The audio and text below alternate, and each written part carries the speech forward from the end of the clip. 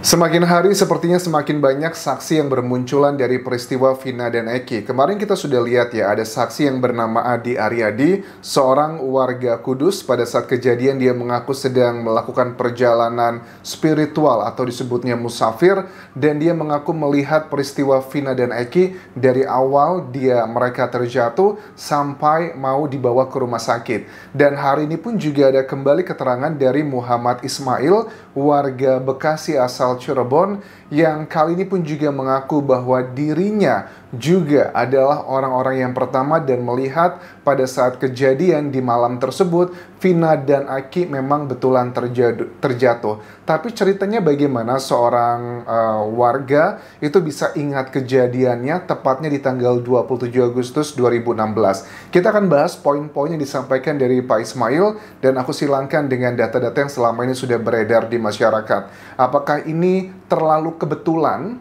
ataukah memang ini adalah sebuah indikasi akhirnya kebenaran terbuka? Karena memang luka-luka di bagian Eki itu agak sangat sulit untuk dipercaya kalau itu hanya sekedar laka lantas tunggal. Tapi kalau dengan penjelasan menurut Ismail bahwa Eki itu mengendarai motornya ugal-ugalan, bahkan sempat diberdirikan atau dingetril-ngetrilkan. Nah, ini akan menjadi sebuah cerita yang baru. Kalau memang kejadiannya adalah seperti ini, ya berarti harus dibuat rekonstruksi seandainya kalau Eki nanti mengendarai motor, kemudian dengan dingetril-ngetrilkan, diberdirikan, di kondisi yang licin, bisakah luka-lukanya seperti itu? Ini ada kemungkinan besar mengarah ke sana. Kita bahas dari kedua belah pihak, baik yang pro dan juga yang kontra. Bagian pertama, di tanggal 27 Agustus 2016, menurut Muhammad Ismail, itu bertepatan dengan lamaran putra angkatnya dengan seorang wanita di Watu Belah Cirebon. Ini adalah putranya bernama Purnomo, dan Yeni adalah calon mantunya saat itu, walaupun akhirnya mereka gagal, tidak menikah ya. Pada saat malam hari itu, setelah mereka selesai melakukan lamaran, saya inget banget kata Ismail, pulang dari rumah Yeni itu sekitar jam 10-an, naik sepeda motor dengan anak saya, jadi cuma berdua. Dan kata-kata yang juga cukup well prepare menurut aku adalah pada saat Pak Ismail ngomong, saya menduga dua orang yang saya lihat itu adalah Vina dan juga Eki. Ini jelas bahwa Ismail sudah persiapan sekali pada saat dia mau ketemu dengan Kang Deddy. Kata-kata yang aman, kata-kata yang agar tidak bisa dilakukan tuntutan, ini diungkapkan di situ. Nah, menurut dia, dari saya waktu itu lagi dari arah berlawanan, dan mereka itu naik motornya kayak dimain-mainin, dan kayak orang mabok. Jadi kayak muter-muter, kemudian dinaikin. Nah, di situ pada saat ngetril-ngetril, bahkan motornya diberdirikan, terus juga Vina sama Eki, kita bisa lihat itu suaranya mereka sambil teriak-teriak kayak seneng-seneng gitu. Dan dugaannya bahwa Eki sedang dalam pengaruh alkohol. Itu menurut mereka, tapi kita nggak tahu apakah dalam hasil visum adakah ditemukan kandungan alkohol ataukah tidak dicek kandungan alkoholnya. Karena kalau di beberapa kasus yang kita amati selama ini, kayak kasus dulu di Teng Monida ya, Thailand, itu pun juga dicek dari air matanya, itu ada kandungan alkoholnya cukup tinggi atau tidak. Kita kayaknya belum pernah mendengar ada indikasi mengarah ke sana. Ada banyak kejanggalan ataupun hal-hal yang sifatnya penuh perdebatan dari hasil visum dan juga otopsi kasus Vina dan juga Eki ini. Nah, kemudian pada saat setelah mereka melakukan aksinya sambil teriak-teriak, saya melihat, kata Ismail, bahwa mereka itu menabrak trotoar atau separator di tengah jalan. Maksudnya bagaimana? Jadi ada dua bagian. Kalau dari badan Vina dan Eki, itu mereka ketabrak sama tiang listrik. Dan kalau motornya itu menabrak ke separator. Tapi kalau kita lihat nih ya, ini juga perdebatan antara kuasa hukumnya Ibtu Rudiana dan juga Ibu Titin, itu kan luar biasa panas ya. Semalam aku lihat bahwa misalnya sudah ada keterangan di visum awal, kata Bu Titin, bahwa ada keterangan kecelakaan lalu lintas. Terus si Fitra, kuasa hukum dari Ibtu Rudiana, bilang, mana ada yang namanya dokter memberi keterangan ada kecelakaan lalu lintas. Berdebat sampai emosi Bu Titin, sampai naik ke atas panggung, dan Fitra mengatakan, kalau kamu bukan perempuan sudah saya lawan. Ya, you know lah, arahnya ke drama seperti itu. Tetapi memang betul kan ya, kalau aku perhatikan juga dari rangkaian BAP dan juga data-data yang sudah kita bahas, memang sudah ada judgement dari awal bahwa ini adalah penyebabnya karena laka lantas tunggal. Tetapi semua itu berubah pada saat laporan dari Ibtu Rudiana dengan alasan bahwa sudah menemukan alat bukti bahwa ini bukanlah laka lantas tunggal. Jadi kalau yang dikatakan antara Titin dan juga Fitra ini mana yang betul? Yang betul adalah Bu Titin, karena memang sudah jelas ada keterangan dari dokternya, penyebabnya kan ditanya sama polisi yang mengantar, oh ini adalah laka lantas tunggal.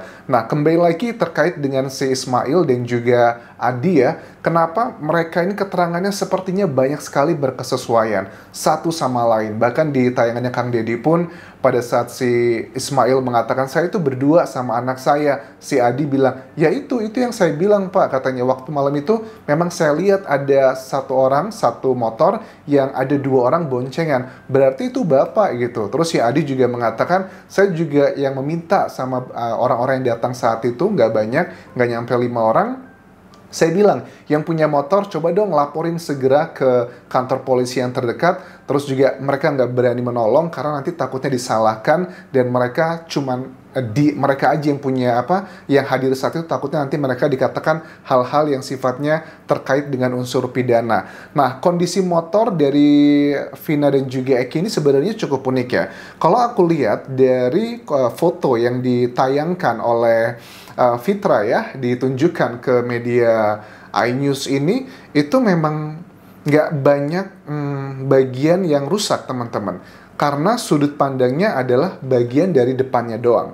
Tapi kalau kita bandingkan dengan foto yang ditunjukkan dari tim lawannya, memang ada foto yang misalnya dari surat yang BAP nih ya, memang ada baretan dari panjang. Sebenarnya foto ini menggambarkan satu motor yang sama, itu betul, setuju dengan warnanya ada kuning dan juga kayak biru telur bebek kan ya, biru telur bebek seperti itu memang satu motor, tetapi sudut pandangnya berbeda. Kalau foto dari timnya Ibtu Rudiana itu kan dari depan, jadi kelihatannya baik-baik aja, tapi kalau dari tim lawannya itu dari samping, dan bahkan di bagian shockbreaker-nya itu pun juga kelihatan ini patah sebenarnya kan ya. Nah, itu patah. Nah, memang tidak terlalu major yang kalau kita pikirkan depannya hancur atau seperti apa. Ini mulai ngerti kalau kita lihat bahwa motornya tersebut menurut keterangan dari saksi ini kan dimuter-muterin, kemudian dijengat-jengatin naik. Ya, ini memang sudah ada ke arah cukup masuk akal bahwa kenapa lukanya hanya di bagian tertentu saja dan tidak major di bagian depan, karena dijengat-jengatin, diberdiriin. Itu poin-poin yang cukup menguatkan di sini. Kemudian juga beberapa hal yang cukup menjadi kritisi masyarakat yang menilai bahwa keterangan Muhammad Ismail dan juga Adi Aryadi ini adalah betulan atau tidak, karena selama ini kemana aja mereka begitu. Mereka banyak diragukan juga sama sebagian warga. Kayaknya Bapak ini sekedar karena panggilan hati nurani aja pengen ngebantu para terpidana untuk dibebaskan. Kalau sekedar mau ngebantu tetapi itu bukanlah kebenarannya, ya tidak boleh seperti itu. Tetapi kalau niat dari Ismail dan juga Adi ini pengen ngebantu karena itu adalah fakta yang sebenarnya, ya menurut aku itu memang harus kita apresiasi. Tapi kalau sudut pandang aku pribadi dari kedua saksi ini, Pak Ismail dan juga Pak Adi, aku tidak melihat mereka punya kecenderungan untuk mencari keuntungan dari kasus ini atau sekedar viral, tidak sama sekali. Karena ya Pak Ismail kan juga mengatakan kenapa kok dia bisa ingat exactly tanggal 27 Agustus 2016, ya karena ada momentum, itu adalah lamaran putranya yang gagal menikah, pasti akan teringat-ingat. Jamnya juga ingat 10.15. Kalau 10-10an lah, karena kalau jarak dari Watu Belah menuju ke jembatan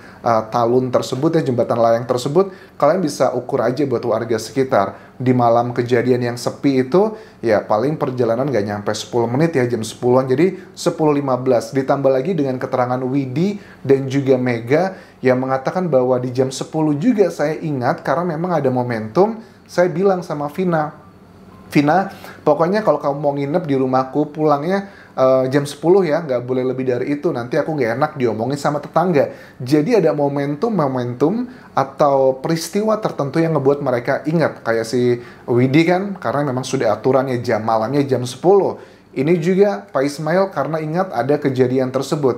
Sementara untuk Adi ini, nah Adi yang seorang musafir saat itu, memang dia sedang meraba-raba sebenarnya. Karena peristiwa ini sebenarnya dia mikirnya, kalau aku lihat keterangan awal, poin yang dia sampaikan di sini adalah dia ngerasa bahwa nggak ngikutin kasus ini 8 tahun lalu, dipikirnya ya sudah ini adalah laka lantas, karena di malam kejadian pun fakta yang terjadi kita ketahui ya bahwa dari Polantas setempat sudah memberikan judgement ini memang adalah laka lantas.